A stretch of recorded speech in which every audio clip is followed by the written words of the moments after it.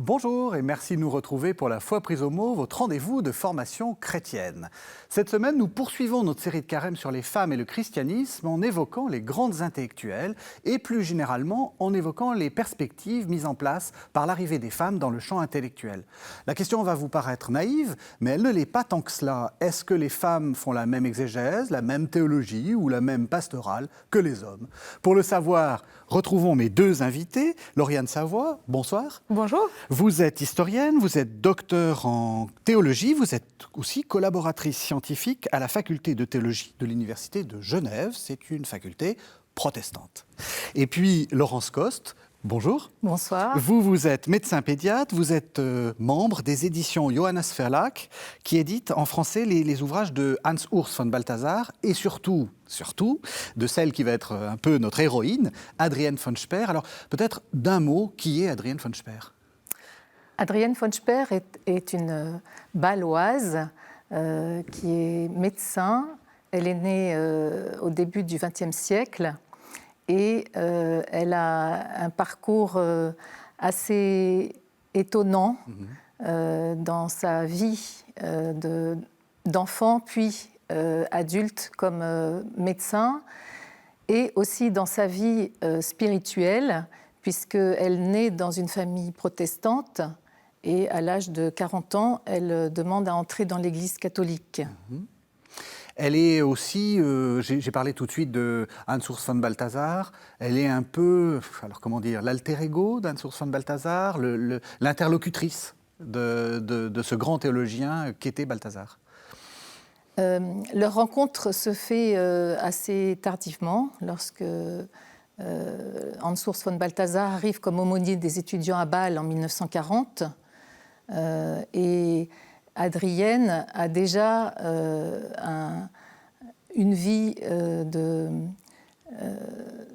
professionnelle et dans la société bâloise très, très ancrée, très investie. Elle cherche dans l'Église catholique, elle cherche Dieu sans jamais avoir trouvé de réponse à ces questions. Et c'est dans la rencontre avec Hans Urs von Balthasar qu'elle va trouver réponse à cette quête qui l'habite depuis l'enfance. Donc à partir de là, effectivement, va se nouer une relation, on va dire, de fille de l'Église au ministre que représente Hans Urs von Balthasar et qui va nourrir une riche vie spirituelle. Qu'on verra après peut-être. Avant, le thème de l'émission, c'est les intellectuels. Qu'est-ce que c'est qu'un intellectuel? Et après, la question, c'est qu'est-ce que c'est qu'une intellectuelle? Qu'est-ce que c'est qu'un intellectuel? Est-ce que ça a même du sens de parler comme ça? Je pense que oui, qu'un intellectuel ou une intellectuelle, c'est quelqu'un qui s'est beaucoup formé. Et aujourd'hui, c'est quelqu'un qui a étudié à l'université. Et ce dont il faut se rappeler aujourd'hui, c'est qu'en fait, pendant très longtemps, les femmes n'ont pas eu accès aux études universitaires. Donc c'est quelque chose qui date de la deuxième partie du XIXe siècle, l'arrivée des femmes dans les universités. Mais plutôt au XXe siècle, en fait, au début du XXe siècle, c'était assez exceptionnel pendant la deuxième moitié du XIXe. Et donc, c'est vraiment à partir du XXe siècle que de plus en plus de femmes sont entrées en fait, dans toutes les facultés universitaires et puis se sont formées de manière poussée dans toutes les disciplines. Et voilà qu'on a eu les premières femmes médecins, les premières théologiennes. Et donc que les intellectuels n'étaient plus seulement des exceptions, des femmes dans des milieux favorisés qui avaient pu être formées avec des précepteurs ou en autodidacte. Donc parce qu'il y avait évidemment aussi des femmes intellectuelles avant le 19e siècle, mais c'était des femmes assez exceptionnelles dans un milieu très, très particulier. aussi des femmes religieuses qui pouvaient se consacrer à l'étude de la Bible en ce qui concerne la théologie.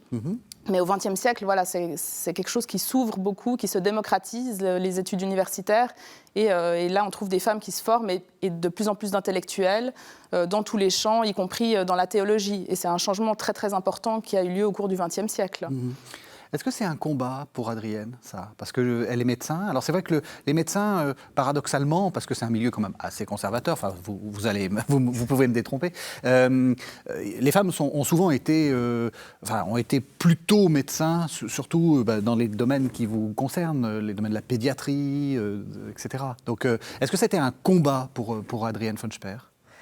Le combat pour Adrienne se situe plus au niveau du décalage qu'elle vit entre ce qu'elle ressent, ce vers quoi elle se sent attirée, et la réalité. Sa santé est assez médiocre, on va dire, dans sa première jeunesse, et elle va être obligée de s'affirmer dans son désir de devenir médecin, pas tellement parce qu'elle est une femme, mais surtout parce que son milieu familial ne va pas l'encourager dans le sens où elle est trop faible, trop malade, et alors elle doit combattre effectivement cette hostilité pour son projet. Je ne pense pas qu'on puisse classer Adrienne non plus comme une intellectuelle au sens où elle n'a pas fait des études, on va dire, de théologie, mais c'est plus une intelligence plus profonde qui lui est communiquée dans la prière, dans la vie avec Dieu. Et donc, de ce point de vue-là, elle n'a pas fait des études de théologie, mais elle a une connaissance intérieure qui l'ouvre à une forme d'intelligence peut-être plus profonde, on pourrait dire. Comment vous recevez ça, justement? Parce que c'est intéressant, parce qu'on entend quand même le milieu, la famille. Il y a effectivement la permission sociale, mais la permission, je veux dire, est-ce qu'on peut s'inscrire à l'université ou pas? Mais il y a aussi le milieu, il y a aussi la famille. Bien sûr.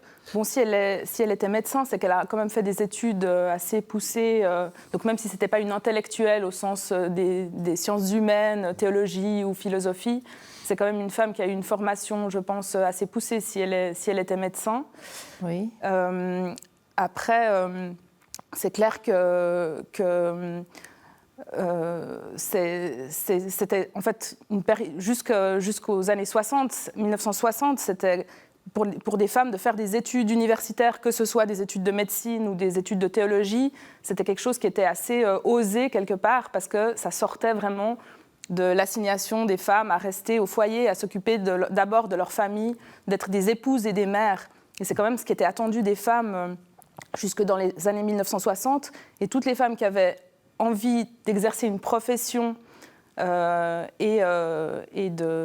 médecin ou bien de travailler dans l'église protestante, par exemple, elles transgressaient un ordre social en voulant faire autre chose que simplement d'être épouse et mère. Je vous laisse répondre, mais on entend là un concept qu'on a déjà entendu tout au long de ces émissions. Hein, c'est ce qu'on appelle l'assignation de genre, le fait qu'un homme est plutôt conditionné par la société à devenir, à prendre une position officielle, à devenir député, à devenir maire, à devenir, à devenir président de la République quand on est en France, puisqu'il n'y a toujours pas de femmes, hein. Il n'y a pas encore eu de présidente de la République, et aux femmes d'être plutôt dans leur foyer, d'être plutôt, voilà. Qu'est-ce que vous en pensez ?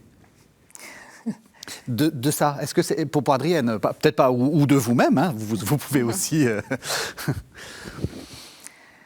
Oui, je pense qu'il y a deux regards possibles, celui de la confrontation et de la revendication, oui. Hein, de part et d'autre d'ailleurs, de l'homme ou de la femme, et puis il y a ce regard de de recevoir, de recevoir sa mission ou de recevoir sa formation de Dieu ou en Dieu. Je crois que vraiment Adrienne nous montre ça. À savoir que dans une vie complètement engagée dans le monde, le chrétien peut vraiment vivre cette mission qu'il reçoit de Dieu et qu'il vit dans la foi et dans la prière, qu'il arrive à unir cette vie de prière avec cette vie active. Et à ce moment-là, je pense que le regard de confrontation ou de rivalité peut trouver un apaisement dans la mesure où chacun a sa place. Chacun peut trouver sa place, même si c'est douloureux, même s'il y a un combat. J'aime bien ce que vous dites parce que tout au long de cette série, on est parti sur des figures, etc. Et en fait, on a évité ce dialogue-là, c'est-à-dire cette idée que, portée par les femmes, il y a deux positions. Une position comme celle que vous dites, pas de confrontation, et puis une position que d'autres ont pu porter, confrontons-nous. Moi, je pense qu'aujourd'hui, on a une grande liberté, justement, parce qu'on a on a un champ des possibles qui est assez ouvert devant nous. Mais je pense que c'était, par exemple, si on retourne au début du XXe siècle, il y avait, par exemple, dans le monde protestant, des femmes qui ressentaient une vocation, par exemple, à exercer un ministère dans l'Église protestante, un ministère pastoral, et à une époque où ce n'était pas encore possible. Mais elle sentait cet appel très fort, cette vocation. Et en fait, il a fallu réunir un certain nombre de conditions pour que ce soit possible qu'elles puissent faire des études de théologie et puis après voir leur vocation reconnue par une église. Et il y a une situation où ce n'était pas encore possible et il y a dû avoir des pionnières qui ont dû quand même affirmer moi, je ressens une vocation, j'aimerais travailler pour l'église, j'aimerais donner ma vie pour travailler pour mon église.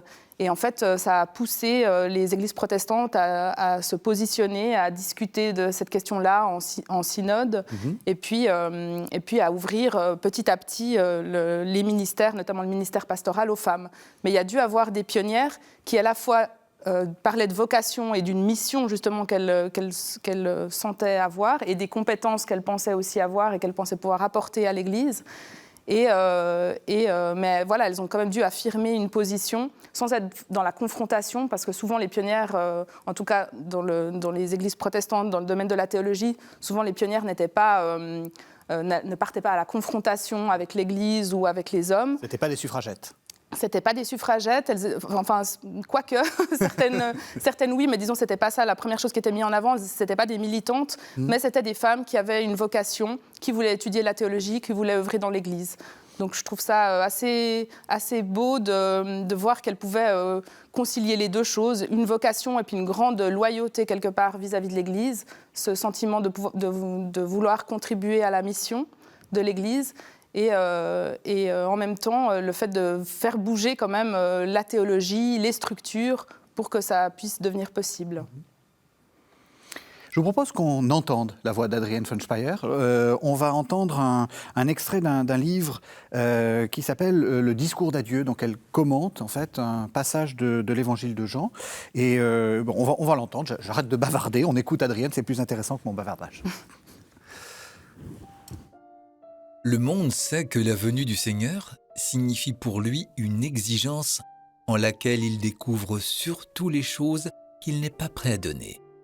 Il ne veut pas renoncer à son propre point de vue, ne veut pas s'abandonner à la personne du Seigneur et se laisser ainsi transformer par lui selon la volonté du Père. Le sens de cette transformation lui échappe, bien que Dieu, dans sa promesse, le lui ait précisé. Le monde qui tolérait en quelque sorte le Père, qui acceptait même sa loi et ne s'y opposait pas ouvertement, croit s'être acquitté ainsi du maximum. Se laisser initier à quelque chose de nouveau, qui ne cessera jamais d'être nouveau, il n'y consent pas. que peut exiger de plus l'auteur de la loi? Il faut que dans l'homme, la parole se transforme en vie, en quelque chose qui l'accompagne et le guide pas à pas et qui veut devenir plus important que son propre moi. C'est une réalité qu'on ne peut jamais contrôler parce qu'elle demeure toujours quelque chose d'inachevé. Le monde ne veut pas de cela. Il veut être et rester ce qu'il est, sans se laisser transformer de cette manière dangereuse et incontrôlable. Alors, il y a deux questions que j'ai envie de vous poser. La première, vous avez défendu l'idée que ça n'est pas une intellectuelle. Alors, peut-être, mais en même temps, c'est complexe. C'est une pensée complexe. Oui, tout à fait. C'est une contemplation de la parole de Dieu, déjà dans le texte et dans les commentaires qu'elle en fait, et dans ce qu'elle vit, dans ce qu'elle met en pratique dans sa vie quotidienne. Donc c'est complexe. Le père Balthazar dit à propos d'Adrienne et de son caractère que c'est très difficile de ne pas envisager chez elle en permanence des tensions et des polarités, tellement il y a de paradoxes, c'est-à-dire qu'on peut, à propos d'elle, dire une chose et puis voir arriver son contraire. Et je pense que, particulièrement dans le commentaire de l'évangile de Saint Jean, on voit combien il y a cette tension entre le monde et le divin, et comment Adrienne reçoit dans la contemplation cette possibilité d'être à l'articulation de cette transformation du monde. Et c'est ça, et c'est ma deuxième question. On sent qu'elle a une vie qui n'est pas ni militante, mais en même temps, c'est quelqu'un qui a une vision très presque révolutionnaire du monde. Il faut que le monde bouge, il faut que le monde change, il faut qu'il se laisse christianiser. Et la caractéristique du christianisme, c'est il n'y a ni l'homme ni la femme. Oui, c'est vrai. Chez Adrienne, il y a une espèce d'effervescence, on va dire, de vitalité incroyable depuis sa jeunesse. Elle sent que la vie est plus que ce qu'elle voit, et c'est ce qui l'ouvre à la vie en Dieu. Dieu est plus grand. Dieu est plus grand, la vie est autre. Lorsqu'elle rencontre dans son enfance les premiers malades, elle accompagne son père qui est médecin ophtalmologiste dans ses visites auprès des jeunes aveugles. Et tout de suite, elle a un regard qui la pousse à vouloir servir, et c'est de là qu'elle va tirer sa vocation de médecin. Elle veut servir, et en même temps, elle en voit la limite, c'est-à-dire qu'elle veut tellement servir qu'elle dit « mais je pourrais peut-être devenir aveugle pour que cet enfant voie ». Elle va jusque-là. Ça l'ouvre à la concept de la substitution qu'elle va développer plus tard. C'est-à-dire qu'elle voit que humainement, il y a des limites, mais qu'en Dieu, tout est possible. Et c'est à partir de là aussi ça va nourrir toute sa relation à Dieu. Et dans la transformation du monde, il y a un peu cette idée qu'en Dieu, c'est possible. Qu'est-ce que Dieu nous montre au monde et qui peut rendre possible? C'est une question qui est peut-être interdite. Mais j'ai quand même envie de vous la poser. Est-ce que vous n'êtes pas spécialiste particulièrement d'Adrienne von Sperr? Est-ce que j'ai le droit de dire ça, c'est une spiritualité particulièrement féminine? Alors, voyez l'enjeu de la question. Oui, c'est une question qu'on peut poser. Comme pour la théologie, est-ce qu'il y a un apport féminin à la théologie? Et alors, vous allez me dire, et ça va nous permettre de mettre en place un autre concept, qui est le concept d'essentialité. Alors, c'est vrai que moi, je ne suis pas spécialiste des mystiques ni des grandes figures spirituelles particulièrement. Mais par contre, j'ai beaucoup étudié les pasteurs, et puis c'était aussi une question qui a habité ma recherche, de savoir si les femmes pasteurs sont différentes des hommes pasteurs. Hein, c'est toujours une question qu'on peut se poser. Et moi, selon mes recherches à moi, et puis aussi les entretiens que j'ai pu faire avec des pasteurs, je ne peux pas dire qu'il y a une manière féminine d'être pasteur et une manière masculine d'être pasteur, parce qu'il y a autant de manières d'être pasteur que d'individus. Et moi, je ne peux pas tellement aller du côté d'un discours qui dirait que le féminin, par exemple la douceur, l'empathie, ce sont des qualités féminines qui relèvent plutôt de la sphère des femmes. C'est des qualités qui sont plus valorisées chez les femmes dès la petite enfance. Parce qu'il y a des qualités qu'on encourage chez les petites filles et d'autres qu'on encourage chez les petits garçons. Donc il y a des différences dans la socialisation. Mais après, dans la spiritualité ou la théologie, je pense qu'il y a une grande diversité et une singularité de chaque expérience. C'est ça qu'on appelle l'essentialisme, hein, c'est de dire les femmes sont, les hommes sont. Voilà. Donc les femmes sont douces, maternelles, gentilles, les hommes sont intelligents, violents et, je ne sais pas... Courageux. Courageux, Ouais. voilà. Ouais. Qui aurait une sorte d'absolu. Et vous dites... C'est aussi des qualités que dans l'éducation, dans le rapport social, on encourage chez des individus qui pourraient développer autre chose. Une femme pourrait être colérique. Tout à fait, et autoritaire. Et autoritaire. Absolument, ouais. Et donc, mais je pense que ce qui a une influence sur la spiritualité et la théologie, c'est les expériences que chaque personne fait. Et puis, évidemment que, par exemple, l'expérience de la maternité, elle peut avoir un grand impact sur ma spiritualité, ma théologie, et que c'est quelque chose que je peux travailler, qui va avoir un impact profond sur ma personne.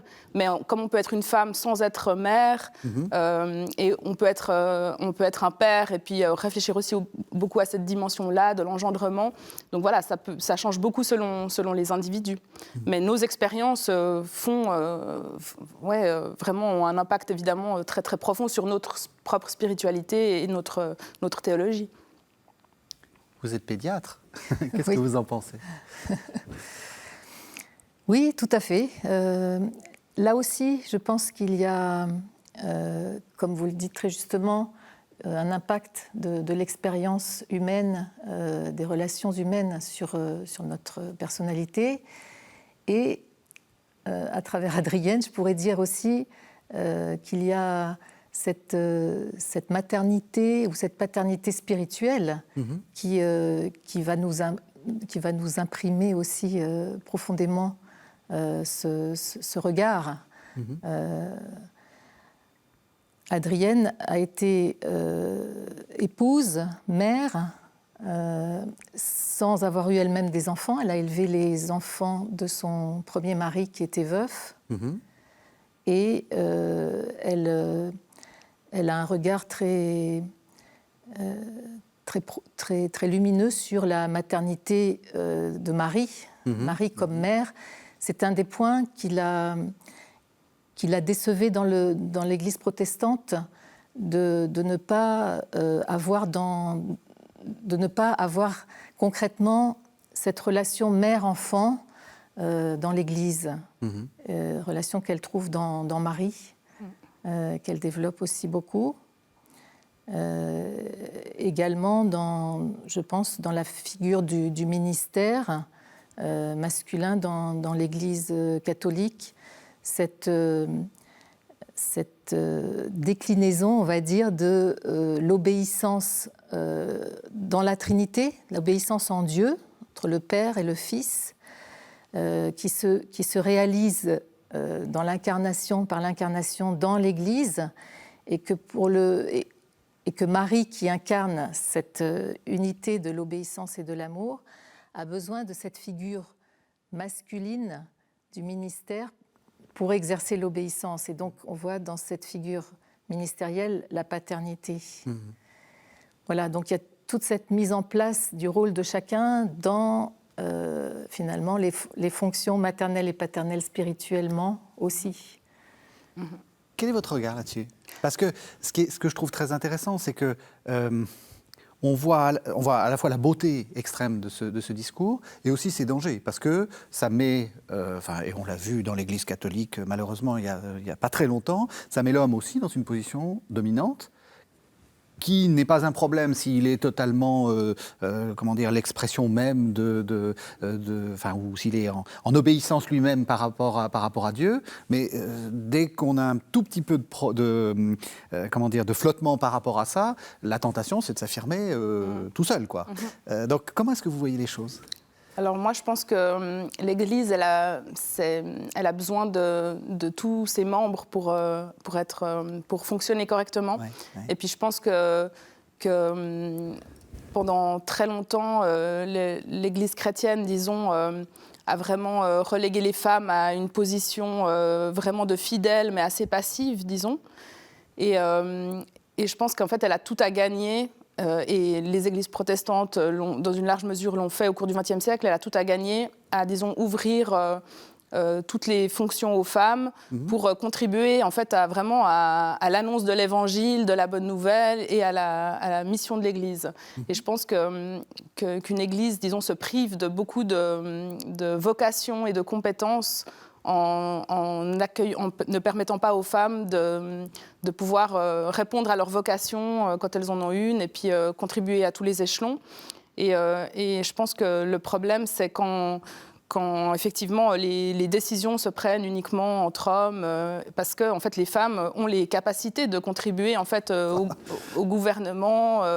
On le voit aussi en politique. Et puis, elles ont vraiment aussi des compétences à apporter.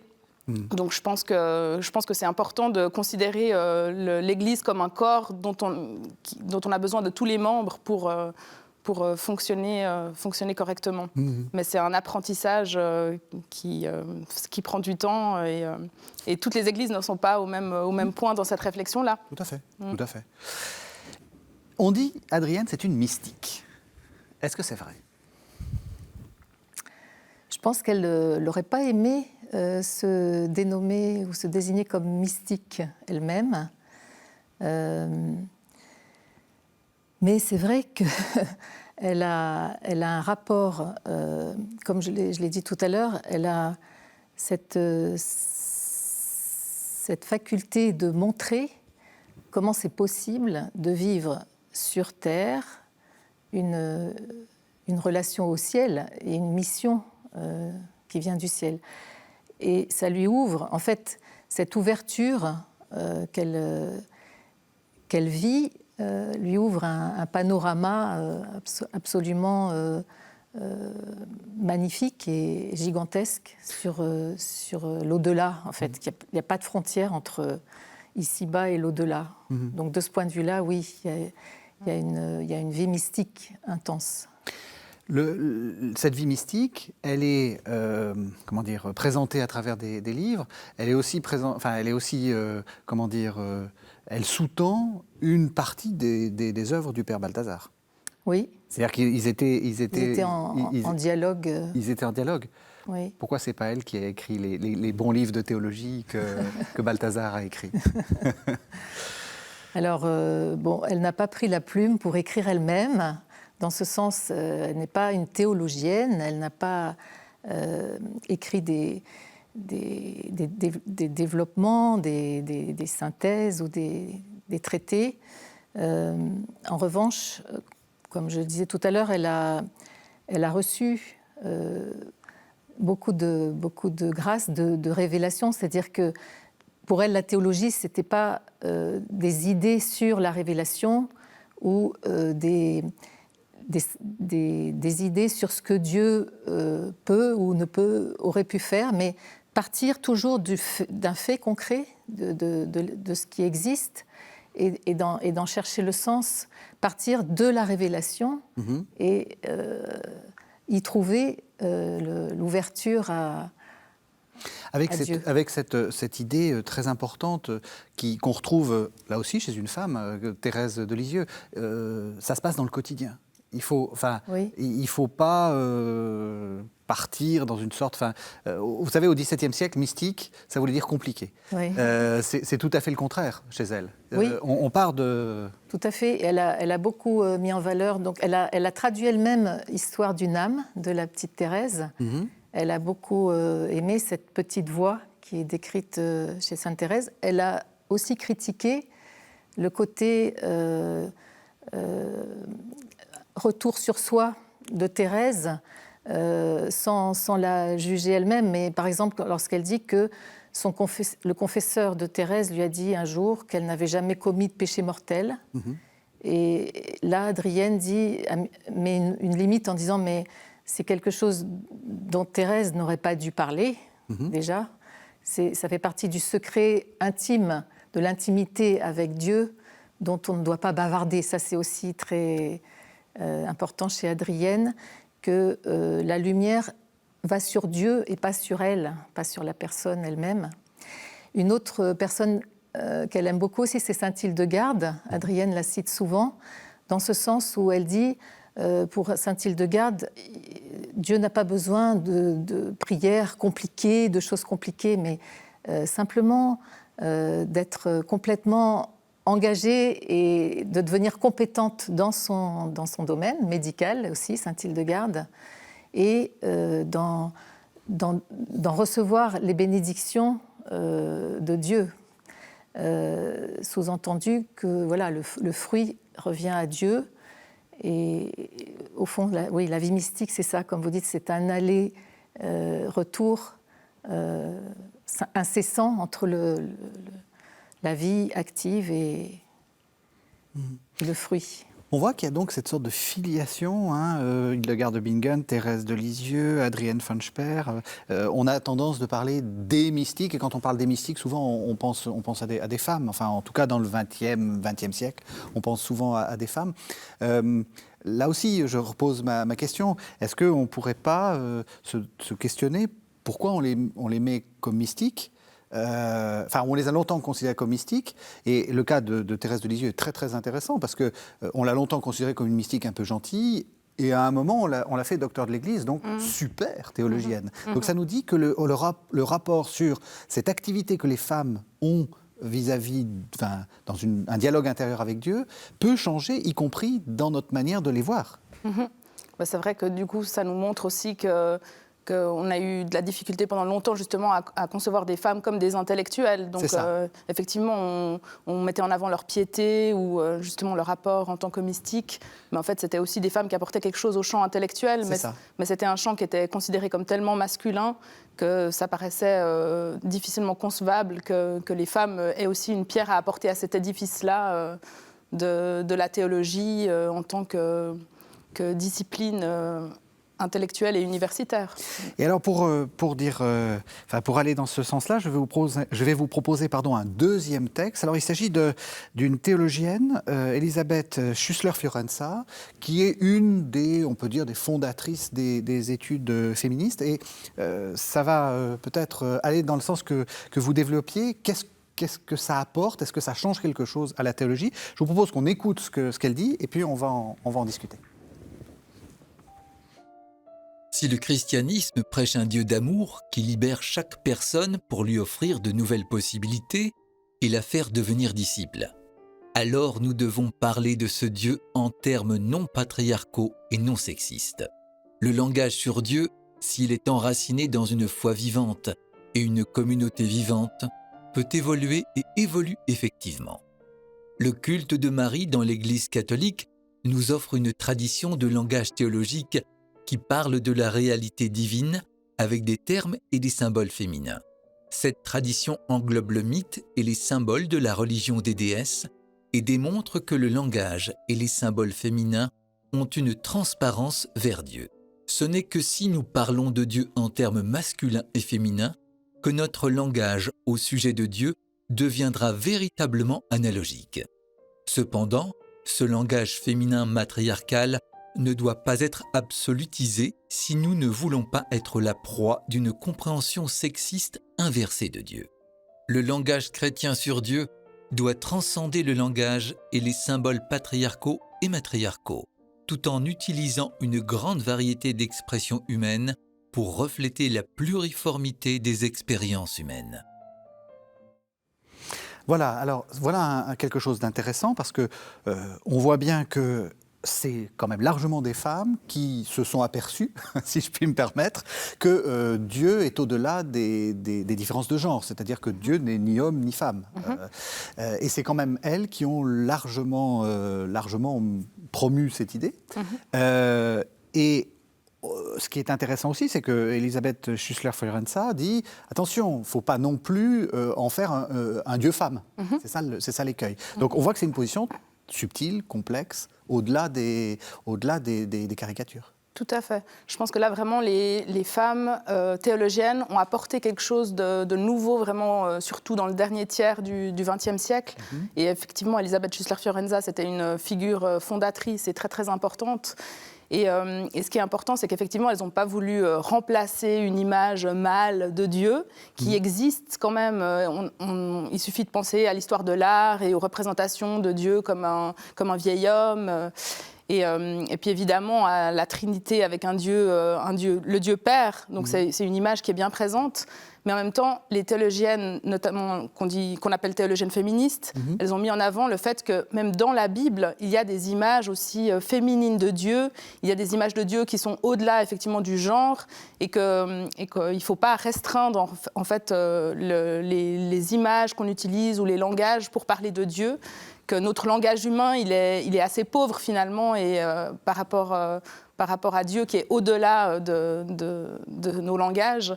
Et en fait, vraiment, les théologiennes féministes, elles ont appelé à ouvrir, à imaginer de nouvelles manières de parler de Dieu. Par exemple, il y a beaucoup de théologiennes qui mettent plus en avant la dimension esprit, aussi en utilisant des termes comme le souffle de vie. Enfin voilà, ça c'est des nouvelles manières de parler de Dieu qui apparaissent dans le dernier tiers du XXe siècle et qui sont importantes pour en fait aussi que chaque personne puisse en fait développer sa propre spiritualité en utilisant des langages qui lui parlent en fait. Donc c'est vraiment une démarche importante et encore aujourd'hui on a ce besoin-là d'utiliser vraiment différentes images pour parler de Dieu.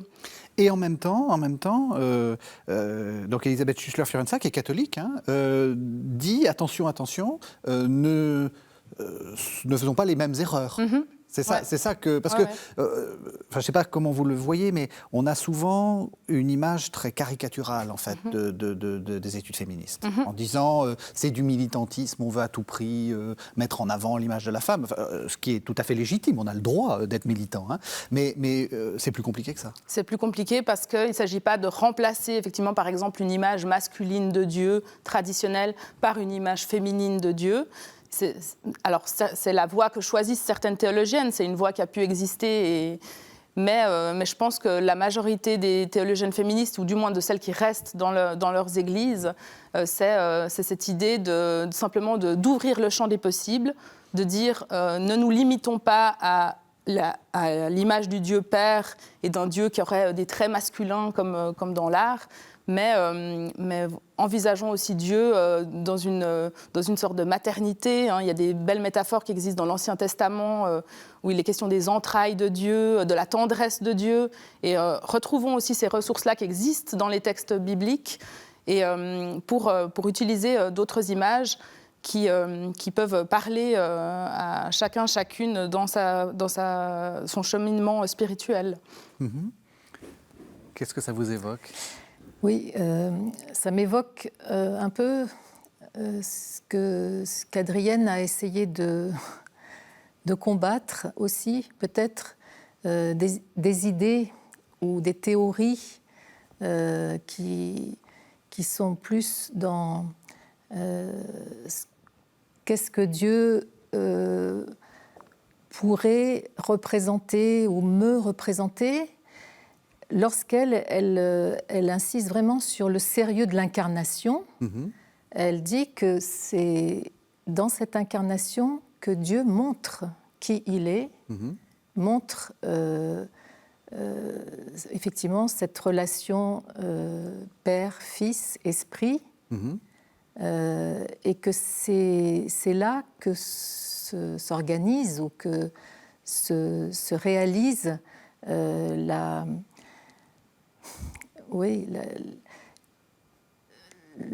l'institution ou la place de chacun dans l'Église. Et donc, finalement, c'est pas tellement de savoir est-ce que Dieu est plus mère, est-ce que Dieu est plus père, que finalement, dans l'incarnation, il nous donne à voir une mère, Marie, Oui. et finalement, il montre combien il y a une polarité dans l'Église entre la mère et les enfants et un Dieu aussi qui est en relation, en perpétuelle relation. La mère comme épouse, Oui, oui. et que là, chacun trouve sa place qui est éminemment féconde. Donc, je trouve... Enfin, moi, je suis tout à fait touchée par cette insistance d'Adrienne sur le fait que dans la révélation, il y a cette dimension incarnée qui est le centre, autour duquel, bien sûr, beaucoup de réflexions et de participation peuvent s'inscrire, mais c'est plutôt aller contre des théories sur Dieu. Oui, c'est ça. Je trouve ça vraiment important. De Dieu.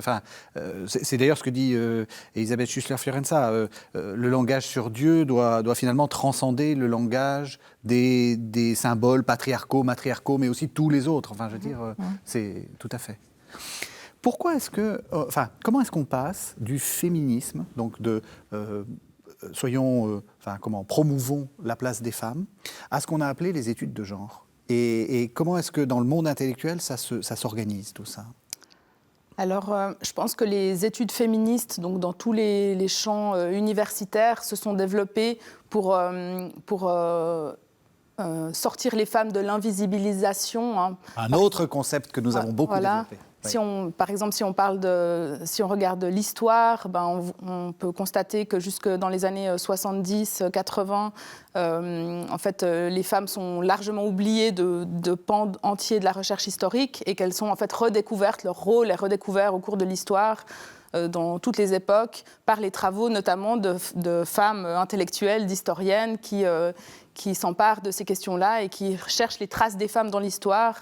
Donc voilà, ça c'est une approche féministe de toutes sortes de disciplines de sciences sociales. C'est le fait d'aller rechercher les femmes et puis de valoriser cet aspect-là, et avec un engagement intellectuel important. Et puis l'arrivée des études de genre, donc dans un va-et-vient d'influences anglo-saxonnes, germaniques, avec une fécondité vraiment des recherches et puis de la traversée de l'Atlantique notamment.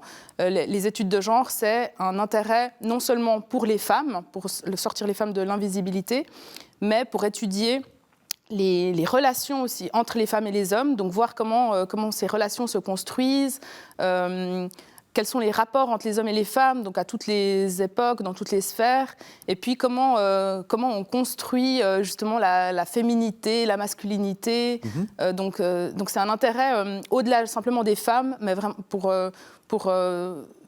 comment se construisent socialement, les hommes, les femmes, ce qu'on attend des hommes, ce qu'on attend des femmes, quelle est justement leur assignation aux hommes et aux femmes, et puis leur rapport. Donc je pense que vraiment les études de genre, c'est cet intérêt un peu plus global qu'elles ont apporté. Qui n'est pas forcément un aspect militant. C'est une manière c'est un outil intellectuel. Ouais. Je dis ça parce qu'on on a souvent l'idée, l'étude de genre, ça veut dire une série de... C'est un outil intellectuel. Il y a une très grande variété, en fait, dans les études de genre. Justement, il n'y a pas une théorie du genre qui serait une manière de penser spécifique et militante. Oui. Il y a une très grande variété interne. Il y a des personnes qui travaillent dans toutes les disciplines et simplement qui sont attentives à ces dimensions de qu'est-ce que ça signifie d'être femme, d'être homme dans tel aspect, quel impact ça a sur la vie des gens, sur ce qui est attendu d'eux et d'elles. Et voilà, mais il y a une grande variété interne aux études de genre. Mais il ne faut pas nier non plus la dimension militante qui a pu être à leur origine et puis qui les caractérise encore dans une large mesure, mais sans que ce soit une seule manière de penser, d'être d'être militante. Il y a aussi toutes sortes de conceptions du féminisme aujourd'hui, mais aussi des études de genre. Le fait que dans votre association, là, les éditions Johannes Verlag, on est écrit, enfin on est publié, cherché à publier, Adrienne. Est-ce que ça ne dit pas ça aussi, que le regard est en train de changer? Avant, on publiait du Balthazar. Hein. On a beaucoup publié du Balthazar.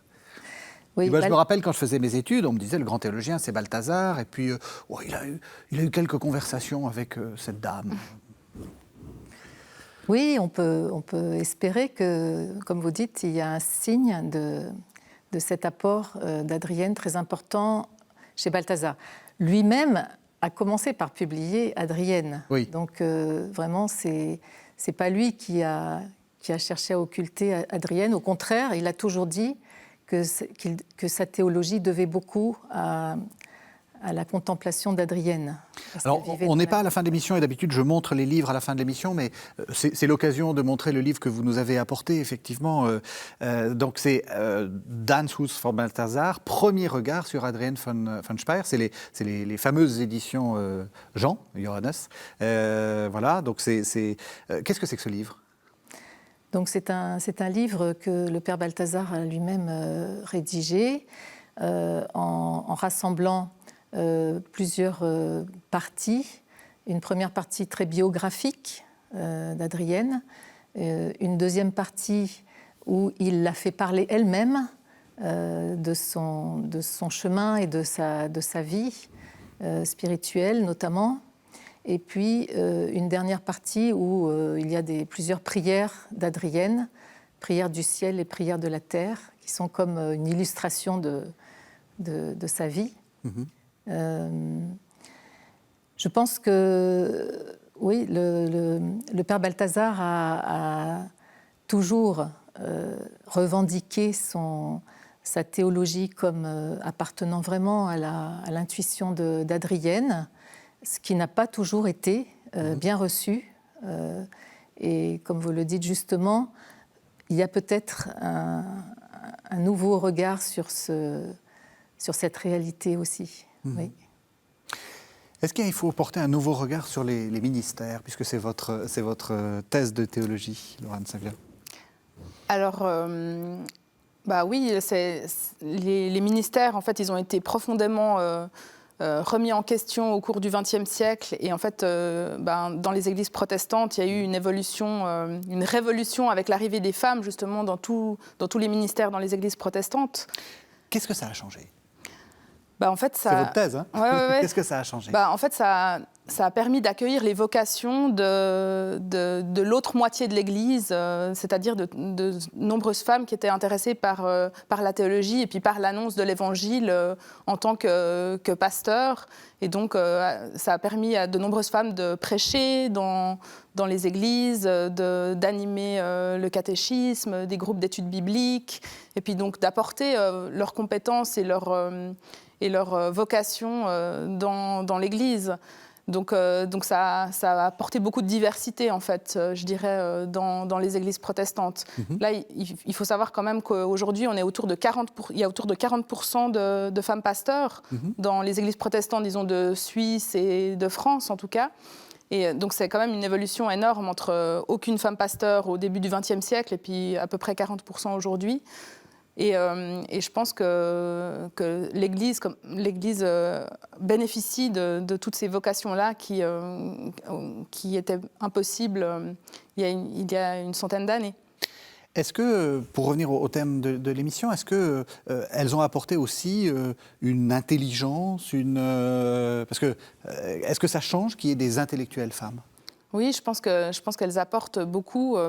Pas forcément parce qu'elles sont femmes, mais parce qu'elles ont des expériences qui sont les leurs. Et puis, justement, elles apportent aussi un intérêt, par exemple, pour des textes bibliques qui étaient peu lus auparavant durant les messes ou les cultes dominicaux. Et puis, voilà, il y a des textes... Par exemple, vous pensez à quoi ? Je pense typiquement aux textes où il est question de dimension plus maternelle de Dieu. Je pense à des textes sur les relations entre Jésus et les femmes. Il y a certains textes qui étaient un peu hors radar, qui n'étaient pas tellement lus durant les dimanches, et en fait que les femmes mettent en valeur, parce que c'est des textes qui ont des choses à nous apporter aujourd'hui. Et puis, je pense que les femmes, elles apportent toute une pluralité de regards sur les textes bibliques, de manières de parler de Dieu, d'annoncer l'Évangile. Et elles contribuent vraiment à la mission de l'Église aujourd'hui. C'est l'occasion peut-être de parler du livre que vous avez coordonné avec Elisabeth Parmentier, qui s'appelle « Une Bible des femmes ». Qu'est-ce qu'on trouve dans « Une Bible des femmes » ?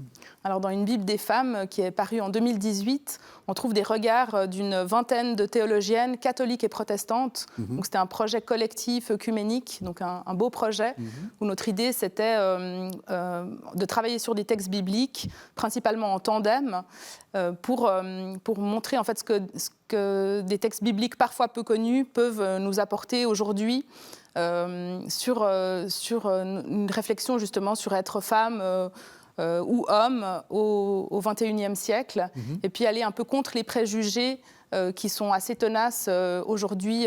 La Bible souvent est peu connue, c'est un patrimoine qui se perd petit à petit, et nous on voulait montrer qu'on peut être femme et féministe au XXIe siècle, et puis lire la Bible, et qu'on peut y trouver vraiment des ressources spirituelles pour notre vie. Et c'est ça qu'on a voulu mettre en valeur en faisant mieux connaître l'apport des théologiennes féministes, mais aussi des théologiens qui ont beaucoup travaillé ces dernières décennies, notamment sur les textes qui parlent des femmes dans la Bible, mettre en valeur toutes ces recherches des dernières décennies et pour voir ce que ça peut nous apporter aujourd'hui. Et il y a eu depuis une Bible des hommes. Oui. Qui réfléchit aux masculinités dans la Bible. Et je pense que c'est des travaux qui méritent d'être connus. Absolument. Et qui nous parlent aujourd'hui et qui nous font redécouvrir la Bible d'une autre manière. Dernière question, Laurence Coste. Je pense que Adrienne von Sperr est une très grande théologienne. Quand on veut commencer à lire Adrienne, quel est le premier texte qu'il faut lire ? Peut-être le plus accessible ? Un conseil pour nos téléspectateurs, pour leur carême ? Il y a le livre, je pense, par lequel on peut entrer chez Adrienne, c'est La servante du Seigneur. Tout un développement sur le oui marial, que Dieu a besoin du oui de l'homme pour se faire homme en mari, et encore aujourd'hui, pour se faire homme dans notre vie, dans le monde, il a besoin du oui de l'homme, au sens noble, c'est-à-dire l'homme et la femme. Exactement. Merci beaucoup. Merci à toutes les deux. Merci de nous avoir suivis. Vous savez que vous pouvez retrouver cette émission sur le site internet de la chaîne www.ktotv.com, et on se retrouve la semaine prochaine pour un nouveau numéro de cette série de Carême.